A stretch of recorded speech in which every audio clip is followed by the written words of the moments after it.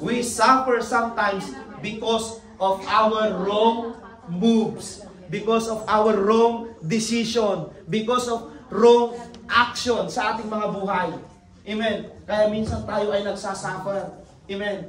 But literally, when we accept the Lord Jesus Christ, parang sinasabi mo na, Lord, dadaan din ako sa problema. Tama. Ang isang Kristiyano dadaan sa problema. Hindi tayo exempted sa problema. Pag naging Kristiyano ka, hindi ka exempted sa problema. Hindi ka exempted sa aksidente. Kaya nga sabi ng Diyos, nasa tao ang gawa, nasa Diyos ang awa. Bakit? Pag may traffic ba, dumaan ka sa sakyan, pwede kang dumaan ka dyan. Protektahan ako ni Lord. Hindi ako naniniwala doon. Bakit? Invisible ka, hindi ka mababangga ng sasakyan. You are still in your physical body. Di ba? Hindi pa immortal yan. Kaya, kapag andito tayo sa katawang lupa natin mga kapatid, we are prone to suffer. Ito lang yung layo kong sinasabi sa inyo. We thank God, even though we suffered here on earth, but still the blessing, the protection, and the presence of God manifested in our life. Amen. Ang illustration dito mga kapatid, gusto ko yung illustration dito na nilagay dyan mga kapatid, na mga Kristiyano, sina Stephen. Kilala niyo si Stephen? Ay, yung kapitbahay namin, Pastor Stephen ang pangalan. Si Stephen mga kapatid, he is the first Christian martyr in the Bible. Dahil sa kanyang pananampalataya, alam niyo po ba kung paano pinatay si Stephen? Stoned to death. Pero yun, may suffering din pala sila noon sa pag-serve nila kay Lord. Mas balala pa talaga. Tayo, we are free in the service of the Lord. Pero sila, hinuhuli sila. Bawal. Dito, bawal din. Pero ngayon, naging okay na, di ba? Ibig sabihin, yung favor, yung grace ng Panginoon is nagiging malawak na sa kapanahunan natin ngayon. Sa kanila dati, napakahigpit mga kapatid. Sino yung kinulong sa Patmos? Si John din. Si John the Apostle. Prinito sa ginigisang mantika. Pero pag ahon, hindi naman nalaplos yung kanyang balat. Sabi nga, nung pag-ahon niya daw, yung mga sakit sa balat natanggal. Kaya sabi ko sa inyo, we are prone to suffer. Yes, dumadaan tayo sa pagsubok sa buhay, but the protection of God nandun. Si John, nilagay nila, ginisa nila sa isang kawa na kumukulong mantika, pero hindi namatay. Alam niyo, ang ginawa nila sa kanya dahil hindi siya namatay, gumanda pa yung kanyang pinulong sa Isle of Patmos.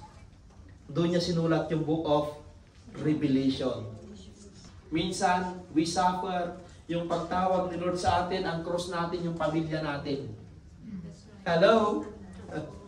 Yung tinatawag na cross dito, sometimes, our friends, they are our cross, na kailangan natin silang buhatin, na kailangan natin silang intindihin, na kailangan natin magpakitang pagpapahala tayo sa kanila.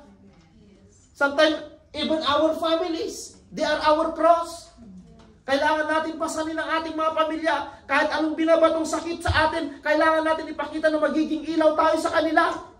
Amen. Dahil kapag hinatinag ka, hindi ka naging ilaw sa iyong pamilya, sasabihin nila sa iyo, ay, nako, simba ng simba, chismusa. Hello? Simba ng simba. Yun yung magiging epekto, mga kapatid. Nung una namang tinanggap mo ang Panginoon, yung iba ayaw maniwala. Di ba? Kaya sila yung mga sufferings mo. Ako nung una, nung gusto ko nang mag-Bible school, ang tawag nila sa akin, Pastor Pakundo. Yes. Pag dumaan ako sa kalsada, doon yung mga kaibigan ko, dati siyempre, umiinom kami, mabibisyo kami nung kapanahonan, ng mga high school, mga college, araw-araw inom yan. Pero nung tinalikuran ko sila, pag nakita ko nandun na sila sa kalsada dati, doon sa tambayan na yun, pagdadaan ako doon, ako, Pastor Pakundo! Pag lasing na sila, wala ka namang magagawa. Ano? Lalaban ka sa kanila, makikipagsagutan ka, ikaw yung matatalo. Aatin ako ng Bible study sa church namin ng gabi. Pagdating ko, paglabas ko sa church, yun yung tindahan na pinagkukan namin. Andun sila nakatambay na alasing. Sasabihin nila sa'yo, tagay ka muna, pastor. Yes! Experience ko yan, mga kapatid. Alam na, iba dun sa amin. Ano pangalan nito? Hindi, doon sa amin ganyan. Yung church kasi namin, pagbupagpan, may tindahan doon.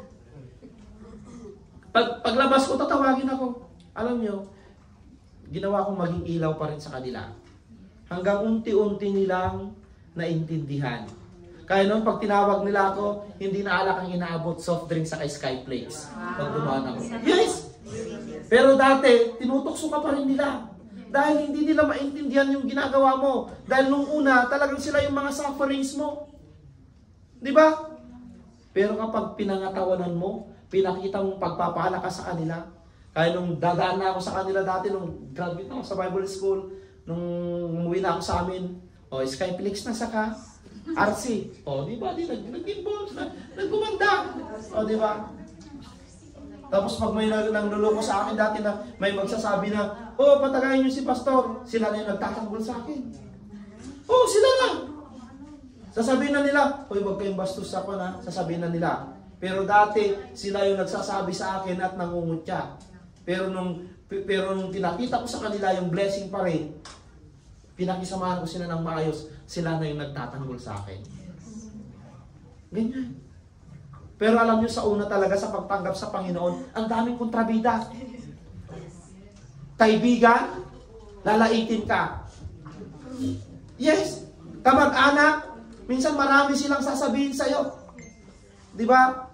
Kasi hindi nila maintindihan. Pero kapag hindi ka nagpatinag at pinagpatuloy mo yung pananampalataya mo, mga kapatid, in due time,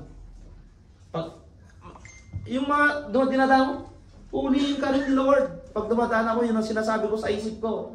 Dahil pinag-pray ko sila. Yung mga kaibigan namin na nangungutya sa amin dati. Kasi 3 kami magkakaibigan, lahat kami nagpastor. Yung ibang kaibigan namin na manginginom, sinasabi lang namin na, uulihin din kayo ni Lord. Di ba? Kaya ang tanong, nasubukan mo daw pinag-pray yung kaibigan mo? Nasubukan mo na bang pinag-pray yung pamilya mo? Gustong-gusto ko yung sinabi ni Ate Rosin kanina na sa pamilya nila, mayroon nang napasama sa kanya. Amen. Alam niyo, minsan sa una, mahirap talaga. Kahit kami nung sa Pampanga, yung mga kamag-anak ko doon, lahat doon sugaron. Sa Pampanga. Lahat ng mga kamag-anak namin doon sugaron pag pumapasyal ako dati. Mga kamag-anak ng tatay ko, lahat sugarol. Pero nagulat ako dati, nung pumunta ako doon bago ako mag-graduate sa Bible School, mas faithful pa sila sa amin. Sumasali sila sa Jesus Reigns Ministries doon. Nagulat ako yung pastor nila, naging kaklase ko doon sa Bible School ng ilang subject. Taga Bicol. Sabi ko, ang kapangyarihan ng Panginoon minsan, kahit yung mga pinakamasamang tao, kapag pinag-pray natin, our sufferings, kapag in-include natin sa prayer natin, may mababago sa kanila. Amen. Hindi nyo nasubukan yun? Nung nagsimba ka, ang dami ng kwento sa'yo, ang dami ng chismis. Di ba? Naku, iba lang. Nagsimba si sister. Hindi ka ba nasunog? Hello?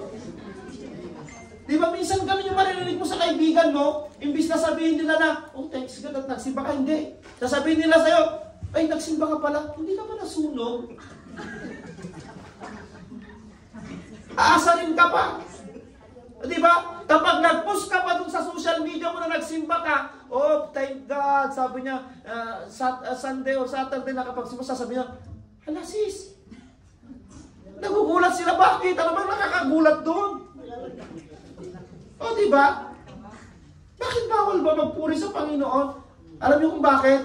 Minsan yung taktika ng kaaway, even our close friend, even our families, sometimes the enemy is using them para po tayo ay mapanghinaan ng loob. Para po tayo ay ma-discourage. Kaya mga kapatid, sabi ko nga sa inyo, yung invitation ni Jesus Christ dito na you are willing to take up your cross daily in following Him? Are you ready to suffer in following Him? Diba? Minsan kasi ang cross natin, pamilya natin. Minsan ang cross natin yung kamag-anak natin o yung kaibigan mo. Laging binubuli ka kapag nagsisimba ka. Diba? Kaya ngayon sinabi ko sa inyo kanina, uy, palasimba na pala yung chismosa na to.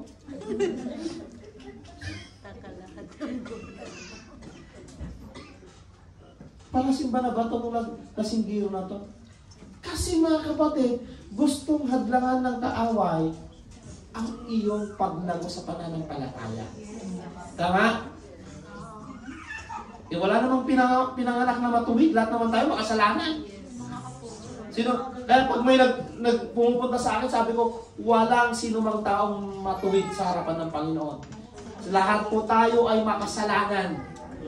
Mapapastor man yan, mapapari man yan, lahat po ay nagkakasala sa Panginoon. At nagpapasalamat tayo dahil sa grasya, dahil sa favor, dahil sa kapatawaran ng Panginoon, tayo pa ay naging matuwid. Amen. Bakit nung una ba matuwid ka na? Hindi, lahat tayo nagkakasala. Kasi minsan mali ang connotation nila sa church. Pag sinabi mo kasing church, lahat ng tao banal. Pero hindi nila alam na ang ibig at definition ng church talaga, hospital of sinners. Amen. Kung yung physical na katawan natin, dinadala natin sa hospital para magpagamot. Ang church naman, ito yung hospital ng ating mga kasalanan. Dahil dito ginagamot ang ating mga kasalanan. Dito tinutuwid kung yung mga maling ginagawa natin. Pero yung connotation at implication at tingin ng mga tao sa labas, ang church ay banal. Tama? Kaya kapag nag-church ka na ngayon, hindi ka ba nasunog? Bakit ka masusunog? Bakit may ako iba sa church? Pero yung pang-asar nila. Dahil nakikita kasi nila na kapag wala ka sa church, gumagawa ka ng hindi maganda. Kaya sabihin nila, hindi ka ba natunog doon? Hindi ka ba natupok doon? Wala naman talagang malinis sa harapan ng Panginoon. The good thing is, laging umatin ka sa church kahit gumagawa ka ng hindi maganda. In the long run, the Lord will speak to you. In the long run, the Lord will touch you. And in the long run, the Lord will bless you. Amen. Hindi mo biglaan na nagating ka sa church, may blessing agad. Di ba? Hindi ganun. Kasi yung iba naman, doon nagtutulungan sila. Kaya minsan, ang ini-scam yung mga taga-church. Dahil madali lang may scam ang mga taga-church. Pag may humingi ng tulong, gusto nila sa church. Dahil mababa daw yung mga puso, mababang loob, mapapag-intindi, may compassion, di ba? Kaya minsan, pinapasok na rin ng scammer ang church. Magsisimbahan ko doon. Dahil pwede akong mangutang doon.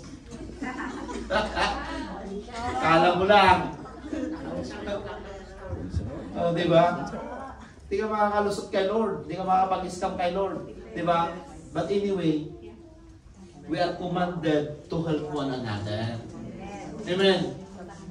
We are commanded to love each other. Amen. To bear our burden. Sabi niya, may suffering ka man, tignan mo yung kasama mo, sasamahan ka niyan. Tignan mo yung kasama mo, sasamahan ka niyan pag may suffering ka, pag may problema ka, may trials ka, sasamahan ka niyan. Baka naman, di ba? Yung mga unang Kristiyano, marami din silang sufferings. Mga kapatid.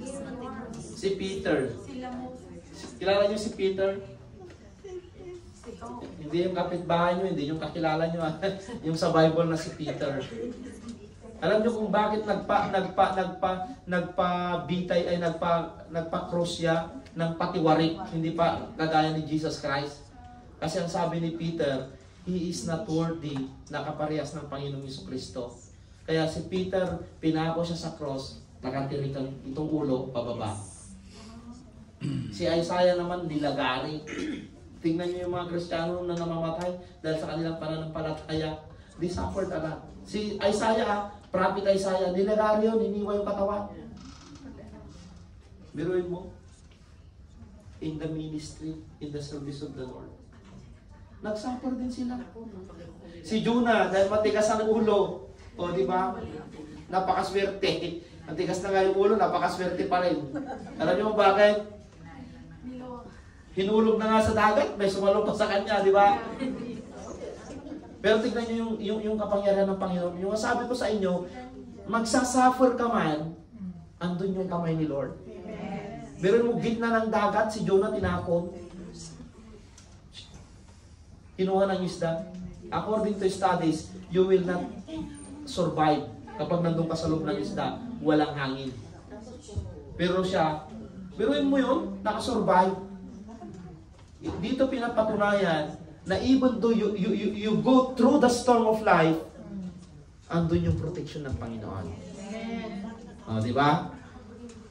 Yun yung good thing na sumunod ka sa Panginoon. And that's why whatever be your cross, at this moment, God can help your cross. Di ba? Marami tayong cross no? Huwag yung mga nakalispis sa bahay nyo, ha? Ang cross dito, sufferings, trials, hardship of life, lahat ng mga pagsubok sa buhay, it signifies cross in our life. Minsan, ang cross mo, yung kapitbahay mong pangit ang ugali. Di ba? Pag nagsimba ka, ay, simba na pala si Chismosa, si ganyan. Kung ano sinasabi sa'yo, sila yung mga cross mo. Minsan yung pamilya mo, ayaw kang magsimba, marami pang masasabi sa'yo. Di ba? Or yung kaibigan mong matalik. Kaya ang pagsunod kay Lord, kaya sinabi ko sa inyo kanina, willingness. Nakuha niyo yung word na willingness? Ano ba yung ibig sabihin sa Tagalog yung willingness? Gusto. Kusa. Iba kasi yung gusto sa kusa. Yung kusa kasi, hindi ka nasisisi dahil nagkusa ka. Di ba?